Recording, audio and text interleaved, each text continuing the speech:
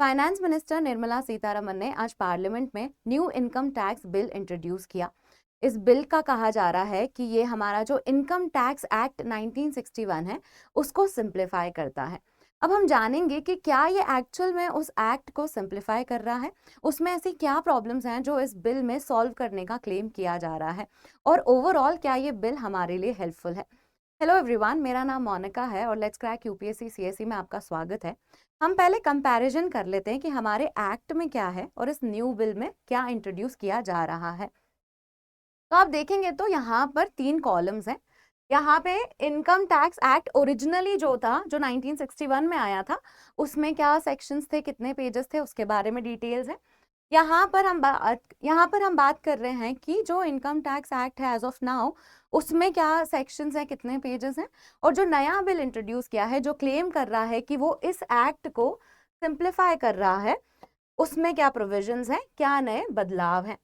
तो देखिए, अब यहाँ पर आपको दिख रहा होगा कि पेजेस के नंबर लिखे हैं, क्योंकि जो सिंप्लीफिकेशन का प्रोसेस है उसमें बताया गया है कि हमारा जो इनकम टैक्स एक्ट है वो बहुत बल्कि है, उसको सिंप्लीफाई किया, उसको कंसाइज कर दिया है।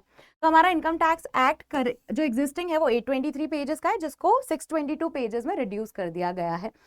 यहाँ पर सेक्शंस का भी नंबर देखेंगे तो ओरिजिनली जो एक्ट है उसमें 298 सेक्शंस हैं, जो ओरिजिनली एक्ट इंट्रोड्यूस किया था। अभी जो एक्ट है 1961 में जो इंट्रोड्यूस किया था, इसमें बहुत तरीके के बदलाव आए, बहुत अमेंडमेंट्स हुए, करीबन 4000 प्लस अमेंडमेंट्स हुए, और इसमें 800 से ज्यादा सेक्शंस हो गए। अब ये 800 से ज्यादा सेक्शंस जो है वो कॉम्प्लिकेटेड हैं, उनको सिंप्लीफाई करके रिड्यूस किया है 536 सेक्शंस में। संसद में ये बात भी उठाई गई थी, पार्लियामेंट में ये बात उठाई गई थी कि ओरिजिनली तो 298 सेक्शंस थे। अगर आप क्लेम कर रहे हैं कि आप इस बिल में सिंप्लीफाई कर रहे हैं इस एक्ट को, तो आपने तो सेक्शंस बढ़ा दिए हैं। जिसके ऊपर फाइनेंस मिनिस्टर ने क्लैरिफिकेशन दिया कि आप देखेंगे तो ओरिजिनली कम सेक्शंस थे, पर बहुत तरह के occupations over the year introduce किए गए, जिसके कारण इनकम टैक्स में बहुत से बदलाव हुए, और उन बदलावों के कारण 800 से ज्यादा सेक्शंस हो गए थे इसमें ही। तो इसीलिए 536 सेक्शंस में इसे रिड्यूस कर दिया गया है।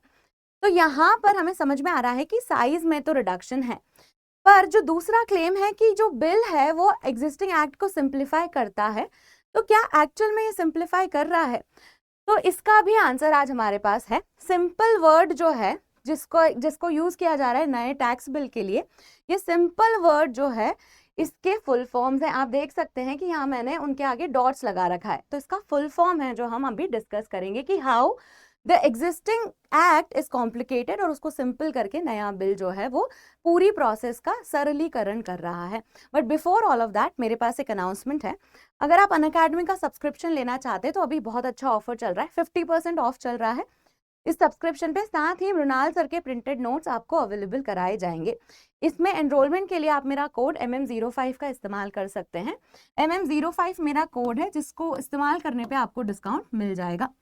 उसके अलावा अगर आप प्रीलिम्स 2025 की तैयारी कर रहे हैं तो हमारा क्रैश कोर्स भी लाइव है, जिसमें आप एनरोल कर सकते हैं। अगर इस क्रैश कोर्स में के थ्रू आपका प्रीलिम्स में सिलेक्शन हो जाता है तो आपको मेंस का कोर्स भी फ्री मिल जाएगा। हमारी बैचेस हैं जीएस की, जिसमें आप एनरोल कर सकते हैं अपनी भाषा के हिसाब से।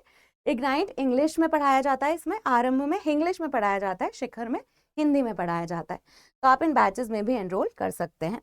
अब वापस आते हैं, जैसा कि मैंने बोला कि जो सिंपल शब्द है वो उसका फुल फॉर्म है, और उसका फुल फॉर्म आप यहाँ देख सकते हैं। यहाँ पर उसका फुल फॉर्म लिखा है। हम एक एक करके डिस्कस करेंगे कि जो एक्ट है उसको सिंप्लीफाई करके कैसे नया बिल जो है वो अच्छे से पिरो रहा है। पूरे इसमें हम एग्जाम्पल्स भी देखेंगे। ये जो स्लाइड्स हैं आप देख रहे होंगे कि इसमें कलर बदल गया है, एक्चुअल में इनकम टैक्स डिपार्टमेंट के ट्विटर हैंडल से उठाई गई हैं, तो एज इट इज मैंने इसमें इंक्लूड कर दिया है। ये फुल फॉर्म है, हम एक एक करके देखते जाते हैं। सबसे पहले हम एस से शुरुआत करते हैं। एस का फुल फॉर्म है स्ट्रीमलाइंड स्ट्रक्चर एंड लैंग्वेज। इसमें क्या किया है, भाषा का सरलीकरण किया है, सरल भाषा का इस्तेमाल किया है। अब भाषा का सरलीकरण का एग्जाम्पल देखिए आप, ये देखिए यहाँ पर आप देखेंगे तो ये आप पॉज करके पढ़ लीजिएगा। इसमें बहुत ही कॉम्प्लिकेटेड सी लैंग्वेज का इस्तेमाल किया है हमारे इनकम टैक्स एक्ट में। जो नया एक्ट है वो इस भाषा को सिंप्लीफाई करके इतने आसान शब्दों में बता रहा है। इसके अलावा कंफ्यूजन ना हो इसीलिए नई टर्मिनोलॉजीज भी इंट्रोड्यूस की हैं, जैसे टैक्स ईयर। टैक्स ईयर जो है वो एक नई टर्मिनोलॉजी इंट्रोड्यूस की है। पहले हमारे जो एक्ट है उसमें असेसमेंट ईयर, प्रीवियस ईयर ऐसी टर्म्स इस्तेमाल की गई हैं, पर ये क्लैरिफिकेशन के लिए, आसान करने के लिए उसे टैक्स ईयर शब्द का इस्तेमाल किया गया है। तो इसी तरह से भाषा को सरल किया गया है। नेक्स्ट आते हैं हम आई। आई का मतलब है इंटीग्रेटेड एंड कंसाइज। इसमें जो है जैसे कोई भी एक पर्टिकुलर टैक्स से रिलेटेड डिटेल्स उसी जगह पर दे रखी है, जैसे एनआरआई से रिलेटेड डिटेल्स एक साथ ही क्लब कर दी है ताकि जो भी पढ़े उसको आसानी हो। ये जो है स्ट्रक्चरिंग का काम बहुत इंप्रूव कर दिया गया है। तो यहाँ देखेंगे तो सिंगल वेल स्ट्रक्चर्ड डॉक्यूमेंट है जिसमें सारी इंफॉर्मेशन एक ही जगह पर कंसाइज कर दी गई है। तो this is what I means. M की बात करें, सिंपल हम कवर कर रहे हैं ना, तो एस और आई हम कवर कर चुके हैं, अब एम की बात करते हैं। तो M stands for minimizing litigation, कि बार बार आपको कोर्ट के चक्कर ना लगाने पड़े, हर मामला कोर्ट में ना जाए, इसका भी ध्यान रखा गया है। कैसे? भाषा जो है वो इस तरह की चुनी गई है कि उसके मल्टीपल इंटरप्रिटेशंस ना हो, जो कहना चाह रहे हैं उसका अर्थ वही निकले। तो इस तरह से इस्तेमाल करेंगे तो आपको भी आसानी होगी इंटरप्रेट करने में, या इसमें हर बात पे आपको फिर कोर्ट नहीं जाना पड़ेगा। तो इस चीज को भी इंश्योर किया है कि ज्यादा क्लैरिटी हो, तो टैक्स डिस्प्यूट्स कम से कम रहेंगे। पी का मतलब है प्रैक्टिकल एंड ट्रांसपेरेंट। इसमें जो है जो भी रिडंडेंट प्रोविजंस थे, जैसे एक चीज बार बार लिखी गई है उसको हटा दिया है, साथ ही टेबल्स का इस्तेमाल किया है, डायग्राम्स का इस्तेमाल किया है, ताकि सामने वाला जो भी पढ़ रहा है उसे आसानी हो समझने में। इनकम टैक्स एक्ट जो है वो आप प्रोफेशनल से ही समझ पाते थे, आसान भाषा में नहीं लिखा होता था, कॉम्प्लिकेटेड सा है वो। तो इस वजह से ये वाले इसमें इंश्योर किया गया कि अगर आप खुद से भी पढ़ें तो आपको समझ में आ जाए, क्योंकि इनकम टैक्स एक ऐसी चीज है जो हर किसी को कभी ना कभी इस्तेमाल करना ही पड़ेगा। तो यहाँ पर आप एग्जाम्पल देखिए, जैसे ये इतने सारे सेक्शंस में कोई एक बात लिखी है तो उसको सिंप्लीफाई करके यहाँ पर मल्टीपल डायग्राम्स या टैब्स का इस्तेमाल करके वही चीज को लिखा गया है ताकि समझने में आसानी हो। तो ये जो है ये इस तरह से सरलीकरण किया गया है पूरे एक्ट का। अब हम एल पे आते हैं। एल मतलब लर्न।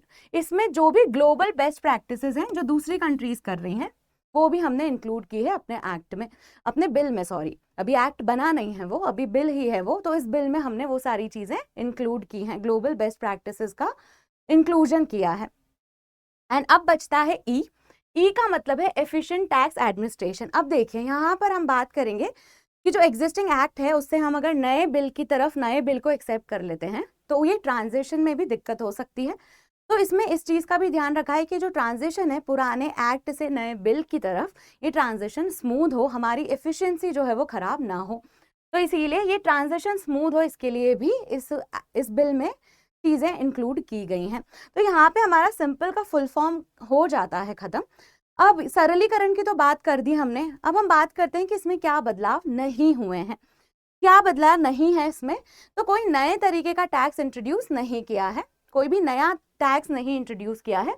अब क्रिप्टो करेंसी से रिलेटेड टैक्सेस जो हैं उसके पीछे क्लैरिफिकेशन दे दिया है इस बिल में, क्योंकि अब नए तरह के एसेट्स आ गए, नए तरह की करेंसी आ गई, तो उससे रिलेटेड भी लॉज क्लियर होने चाहिए। कीवर्ड्स और जो भी इंपॉर्टेंट कीवर्ड्स हैं उनकी डेफिनेशन सिमिलर ही है। टैक्स प्रोविजंस को लेके सर्टेनिटी जो है वो मेंटेन की गई है कि जो बोला है वो ही हो रहा है। देखिए यहाँ पर जो है वो क्रक्स लिखा हुआ है, ये सिंप्लीफाई ही कर रहा है एग्जिस्टिंग बिल को, कुछ भी नया नहीं है इसमें। The income tax bill only simplifies the existing income tax act. इसका जो पर्पस है वो सिंप्लीफिकेशन का ही है। अभी पब्लिक डोमेन में हमारे पास इतनी ही इन्फॉर्मेशन है, जैसे जैसे और इन्फॉर्मेशन निकल के आएगी, क्योंकि आज ही पार्लियामेंट में इंट्रोड्यूस हुआ है, तो जैसे जैसे और इन्फॉर्मेशन निकल के आएगी हम इसके बारे में और चर्चा कर लेंगे। अगर आपको एनालिसिस पसंद आया है तो आप हमें कमेंट सेक्शन में ज़रूर बताइए। आपके और कोई विचार हैं तो आप वो भी व्यक्त कर सकते हैं। इस वीडियो को लाइक और शेयर कीजिए और चैनल को सब्सक्राइब कीजिए। Thank you.